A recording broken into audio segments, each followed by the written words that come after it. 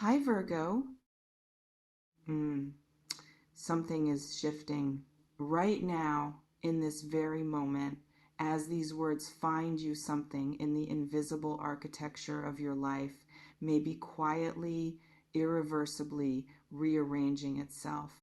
And I need you to feel that before I say anything else. Because what I am about to share with you is not something to be skimmed or half heard. It is something to be received fully with every part of you that is still open, still listening, still willing to believe that the story you have been living is not the only story available to you. Because the energy around you tonight carries a quality I do not encounter lightly, a quality of imminent grace, of something vast and generous and long overdue beginning to move in your direction. In the ancient symbolic traditions I draw from, there is an archetype that appears at the most significant turning points in a person's story, the archetype of the wheel. Not the small wheel of daily circumstance, not the minor rotations of ordinary life moving through its ordinary rhythms. The great wheel, the one that governs cycles so large that from the inside they are almost invisible, the way the turning of the earth is invisible to someone standing on it, even though it is the most consequential movement happening in their entire world. That wheel, I feel it in your energy tonight. And what I feel is not the middle of its turning. I feel something much closer to the completion of a cycle. The moment when what has been at the bottom begins, with the slow and irresistible force of cosmic mechanics, to rise. You have been in a season of compression. I want to name that clearly and without softening it, because I think you deserve to have it acknowledged rather than glossed over in the rush to speak about what is coming. There may have been a period, perhaps longer than felt fair, perhaps longer than you could have imagined sustaining, where the resources you needed, in whatever form they were needed, seemed consistently and frustratingly just beyond reach, where the effort you poured out did not seem to return to you in proportion, where you watched and waited and worked and wondered, quietly and sometimes not so quietly, whether the turning you had been praying for was ever actually going to come. That compression was real. The weight of it was real. And the endurance you demonstrated by continuing to move through it, by refusing to collapse entirely under its pressure, is something that deserves to be recognized as the extraordinary act of faith and strength that it was. Because here is what the symbolic traditions have always understood about periods of compression that the modern world tends to forget. They are not punishments. They are not evidence of unworthiness or cosmic indifference or bad luck that has somehow attached itself to your particular life. They are, in the language of the alchemical traditions, the necessary condition for transformation, the crucible, the dark and pressurized space in which something ordinary is being converted into something rare. The caterpillar does not experience the chrysalis as a gift. From the inside, it experiences it as dissolution, as the loss of every form it had previously understood itself to take. And yet, the dissolution is the miracle. The compression is the process. And what emerges on the other side of it could not have existed without every difficult moment that came before. Something may be preparing to emerge. I feel it in the energy around you with a clarity that is difficult to put into words, a quality of readiness, of ripeness, of something that has been forming in the dark for long enough that it is finally approaching the light. In the old symbolic language of abundance and earthly blessing, there is an image of a hand opening a closed fist, held tight for a long time, slowly, finger by finger, releasing its grip, not because it has given up, but because it has finally arrived at the understanding that the holding tight was never what would bring the blessing. The blessing comes through the open hand, through the willingness to receive as fully and as freely as you have been giving. For some of you, what may be approaching carries a material dimension, a shift in your financial reality that could feel, when it arrives, less like something that happened to you and more like something that finally caught up with you. Something that matches in its scale and its significance the quality of effort and intention and sustained faith you have been pouring into your life during the difficult season. I want to be careful here because I will never stand before you and make promises that belong to forces far greater than my sight. But what I can tell you is that the energy of lack, the contracted, closed, insufficient quality that has characterized this period feels different tonight. It feels like it may be beginning to exhaust itself, like a storm that has been moving through your life for a long time, finally showing its trailing edge.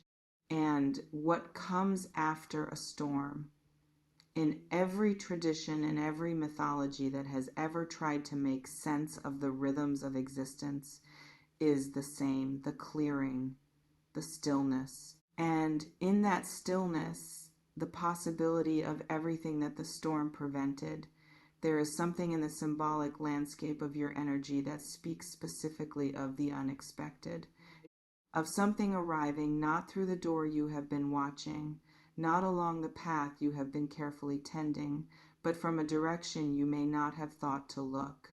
This is the nature of genuine grace. It does not follow the script we write for it. It does not arrive on the timeline we constructed, or in the form we specified, or through the channel we designated. It arrives sideways. It arrives through the conversation you almost didn't have, through the connection you almost dismissed, through the seemingly small and unremarkable moment that turns out, in retrospect, to have been the hinge on which everything turned. Pay attention to the unexpected in the days ahead. Pay attention to the thing that doesn't fit the pattern, the offer that comes from an unfamiliar direction, the moment that feels slightly outside the ordinary rhythm of your life. That may be exactly where the opening is. I want to speak now to the internal dimension of what is happening around abundance, because I think it is the piece that most readings on this subject tend to skip over in their eagerness to speak about external results, and it is, in my experience, the most consequential piece of all. There is a relationship between what we believe we deserve and what we allow ourselves to receive that is more precise than most people realize. Not in the simplistic sense that positive thinking alone creates material reality. The world is more complex than that.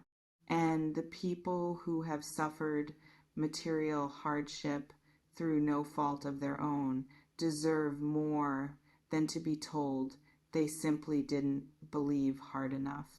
But in the subtler, more honest sense that the internal posture we carry toward abundance, whether we approach it as something that belongs to us, something we are allowed to have, something that is genuinely available to people like us, shapes in ways that are difficult to fully quantify, but impossible to entirely dismiss.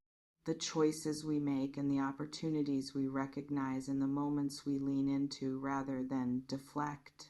What I sense in your energy around this is not a complete absence of belief in your own deserving, but there may be a layer of it, a quiet, persistent, almost subterranean belief that abundance at a certain scale is for other people, that the kind of shift that genuinely changes the material landscape of a life is something that happens in other people's stories, not yours.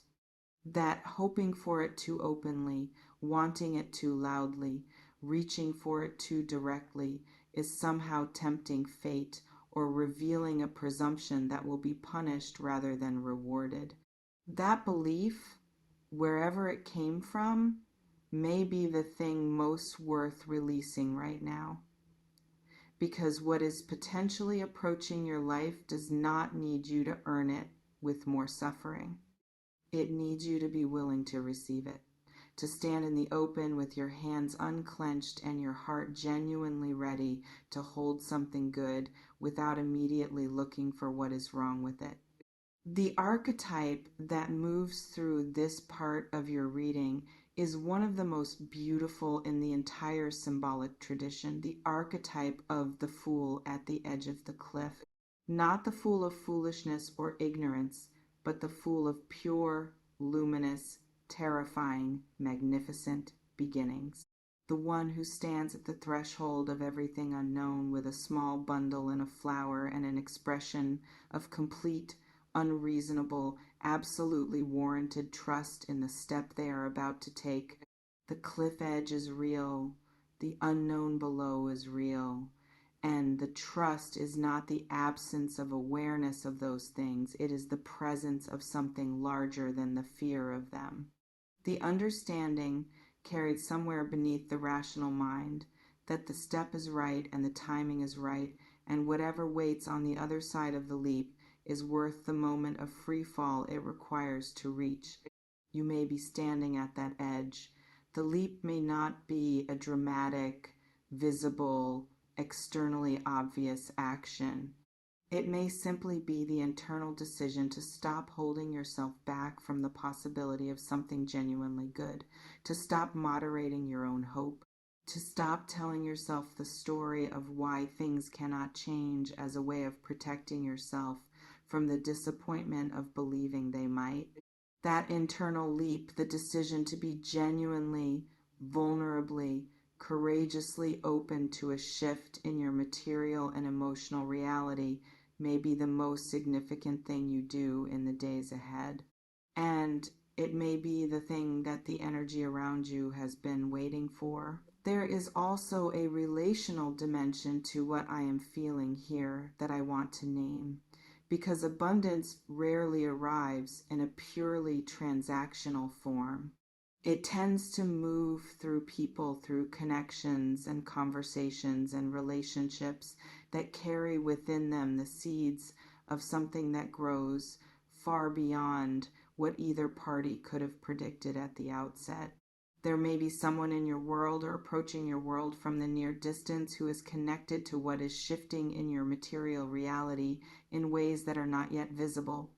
A connection that carries within it not just the warmth of genuine human encounter, but something more practically significant as well. Pay attention to who enters your life in the coming days with an energy that feels different, purposeful, sent, in the way that certain people feel unmistakably sent by something larger than coincidence.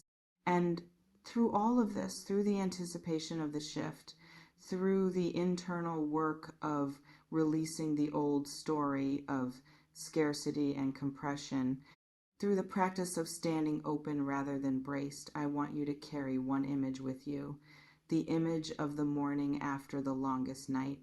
The specific quality of light that appears at that particular hour, not the blinding brightness of high noon, not the dramatic spectacle of a painted sunset, but the soft, gray, gradually brightening, indescribably beautiful light of a dawn that arrives after you had almost stopped believing the night would ever end. That light is coming. It may already be at the edges of your horizon, perceptible only to the part of you that has been watching for it with the patient and faithful attention of someone who knows in their bones That darkness does not last forever. You have been in the dark long enough. The wheel has been turning toward this moment for longer than you know. And what may be approaching in whatever specific and surprising and perfectly timed form it chooses to arrive carries the quality of something that was always meant for you, not as compensation for your suffering, though it may feel that way, but as the natural unfolding of a life that has been doing its inner work, holding its faith, and steadily, quietly, becoming ready to receive at the level it has always deserved. Stay open, stay present. Let yourself want this without apology and without the protective distance of lowered expectations. And when the unexpected arrives, when the grace comes sideways through the door you weren't watching, meet it with every part of yourself that is still capable of being genuinely, completely, breathtakingly surprised by the goodness of what life can bring. If this reading found you at exactly the moment you needed it, if something here stirred a recognition deeper than words, trust that completely. Subscribe and stay close, because the energy around you is telling a story that is only just beginning to reveal its most extraordinary chapter, and you will not want to miss what comes next.